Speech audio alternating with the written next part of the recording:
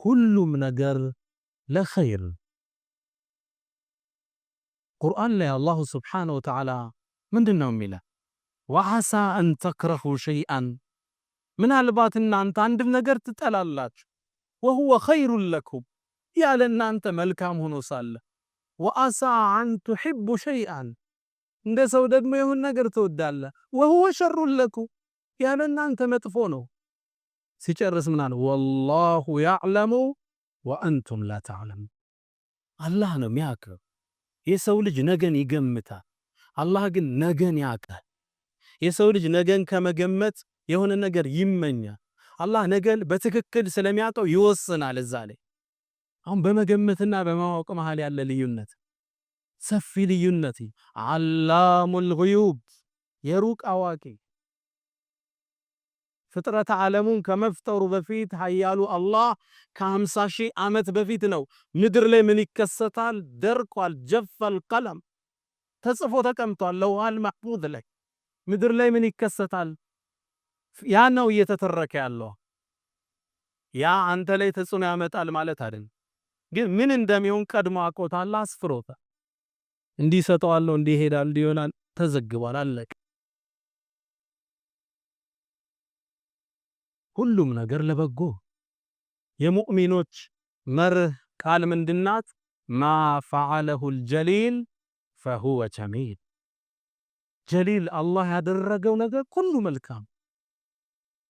ለባሮቹ ክህደትን የማይወድ ለባሮችን የሚያፈቅር ወዱድ እኮ ነው። ወዱድ ማለት ባሮችን የሚያፈቅር ማለት እኮ ነው። ከአላህ ስሞች ውስጥ አንዱ አልወዱድ ነው፣ ባሮቹን አፍቃሪ ማለት። በዛ በዚህ አርጎ መስጂድ ይከታ፣ ስዘነጋ ዳዕዋ ይልክልሃል፣ ካሴታን እንዲሰጥ ያረጋል፣ ትንሽ ያምህና እንድደነግጥ ያረጋል። እንዴ ወጣው እንዴ እንድታይ ቆንጠጥ ያረጋል። እንዴ አንዱ ካጫንኳለና ካርጎች ነው እዛ ቀጥ አለብህ።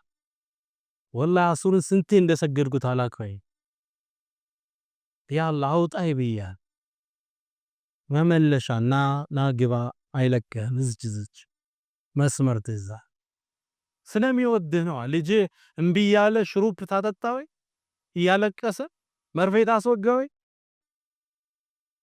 ሲያጸዳን ሲያሳድገን ሲለውጠን ለኛ አፍቃሪ ጌታ፣ ይሄ የሚወድህ ጌታ የሚወስነው ውሳኔ ላንተ ኸይር ነው። ወደተ ከማ ልብህን ክፈትለት።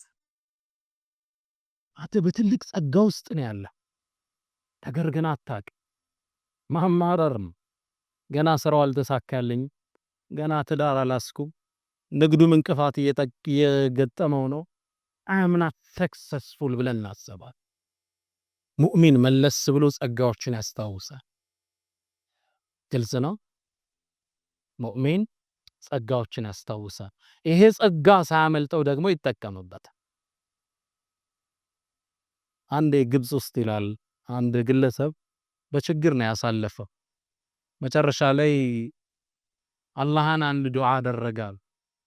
አረ ያ ረብ እንደው በድህነት ከምታኖረኝ ከስኳርና ደም ብዛት ጋር ብር ወላ አስተኛ ያለ ትክክለኛ ታሪክ ነው። አላህ ይቸግረዋል እንዴ ሰጠ። ከዛ ምኑን ይብላ? ቀይ ወጥ እንዳይበላ ክልክል፣ ስኳር ምናምን ትከለከል፣ ጨው አታርግበት ለእንትናል፣ ቅባት የለው። ምን ያደርጋል? ያንን ሀብት መመሰቃቀል ነበር ህይወቱ። ሌላ አንድ ሀገር ሰው በጣም ሀብታም ነው፣ ባለጸጋ ነው። ደክሞ ነው ሀብቱን ያገኘው። በጣም ትልቅ መልቲ ሚሊየነር ሆነ። ናመመው፣ ስኳር አመመው፣ ደም ብዛት አመመው፣ ምናምን አመመው። እነዚህ ደግሞ የሚያስከለክሏቸው የምግብ አይነቶች አሉ። ዶክተር ጋር ቀረበ። አየው፣ ፈተሸውና በዝርዝር አወጣለት። እንትን ጨው እንዳትበላለው ይሄ ክልክል ነው። ያው ታዲያ እንዴት አድርጌ ልብላው? ውሃው አያለህም ቢሆን ተመገበዋል። ሁለተኛ ቅባት ክልክል ነው። እሱ ደግሞ የበለጠ ለሞት ነው የሚዳርግ። ቅባት እንዳትመል እበላለሁ። አዎ አይ አሁንም ጨነቀው። ሶስተኛ ደግሞ በሚወደው መጣበት ስጋ የሚባል እንዳትነካ። ያው ይሄ እንትን ቅጠላቅጠልና ሽሮ ምናምን ብላል። ይሄን ነው የምበላው። ይሄንማ አላደርገውም አንተ የድሃው ልጅ ብለው እንጂ አለው።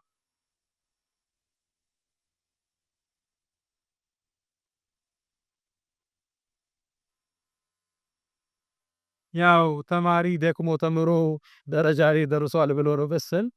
አላ ኩል ሐል ጸጋዎች ስናጣቸው እናውቃቸዋለን። ወሰሐተክ ቀብለ ሰቀሚክ፣ ጤንነትህን በሽታ ሳይመጣ ተጠቀምበት እንዳያመልጥ። አሁን ስገድ፣ አሁን ስራ፣ አሁን ሐጅ አድርግ፣ ያኔ ፓወር ይክዳል፣ መንቀሳቀስ ላችል ትችላል። ወሰሐተክ ቀብለ ሰቀሚክ የረሱል ሰለላሁ ዐለይሂ ወሰለም ወሲያ ነው እያየን ያለ ነው።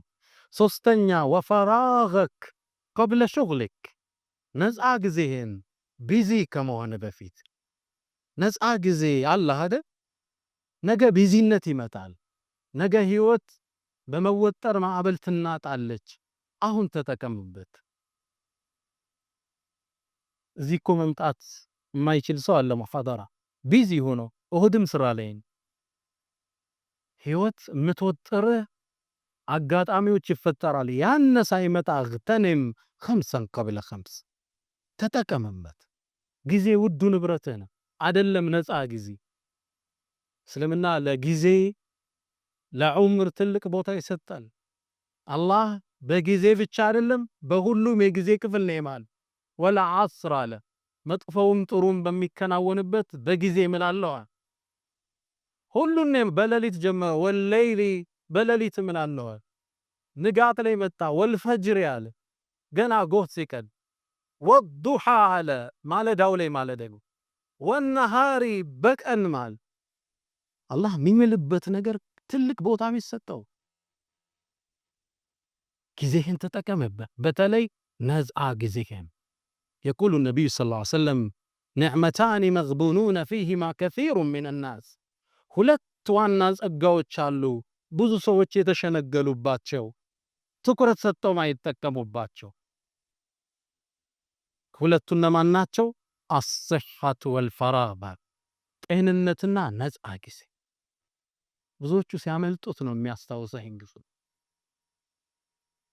በተለይ ለተማሪዎች አደራ ምለው ብዙ ጊዜ ትምህርት ቤት ሲኮል ትምህርት ሲወጣ የበለጠ ጊዜ ያለም ይመስለዋል። አክቹአሊ ይህን የትምህርት ርዕስም የሰጡኝ ባልሳሳት ሐረማያ ዩኒቨርሲቲ ሴት ተማሪዎች ናቸው። በስልክ ደውለው ርዕሱን ያሳዙኝ እነሱ ነበሩ። ገና የዛሬው 2 ወር አካባቢ በስልክ ዳዕዋ ሰጠዋቸው። ለነሱ ያልኩትን ነው የምደግመው። ተማሪ የበለጠ ጊዜ ያለው ትምህርት ቤት ላይ ያለ ትምህርት ቢዚ ያረገን ይመስለናል አይደል? ከዛ በኋላ ቢዚነት ይወለዳል።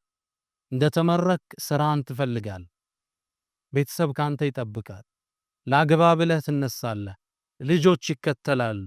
ቤት ልስራ ትላለህ። ላይፍ ዊል ቢካም ቱ ቢዚ። ህይወት ተወጠረና መንቀሳቀሻ ታጣን። በርካታ ሰዎች አሁን ገና ካምፓስ ላይ ያነበቡት ነው አሁን እየጠቀማቸው ያለ። ስጦታችንን ያ ገና 96 ላይ ወደ ዩኒቨርሲቲ ስንመረቅ ገና በሳምንቱ ስራ ፍለጋ በየቦርዱ ነበር ምን ቆመው ገባ። የተጠፋፋን ጓደኞች እዛ ቦታ እንገናኛለን። ላይፍ ይቀጥላል። ቤተሰብም ተመረክ ብሎ ስለሚያስብ ካንተ ይጠብቃል። እስካሁን ሲረዳ ነበር። ወደ ካምፓስ ቦነስ ድጎማ ይልክ ነበር። አሁን ግን ልጅ ተመርቆልኝ ኮፍያውን አጥልቆ ብላ እናትም አንተን ነው አፍጥጣ መጣይ፣ አባትም እንደዛው ደረሰልኝ ትባላል። አሁን ጊዜን ተጠቀምበት። ገና ትምህርት ይሳቶት ነፃ ጊዜ ሲደመር ወጣትነት ቢዳየቱል ማዕሲያ ይላሉ ዑለማው። ወጣት ሆኖ ነፃ ጊዜ ካገኘ ወደ ወንጀል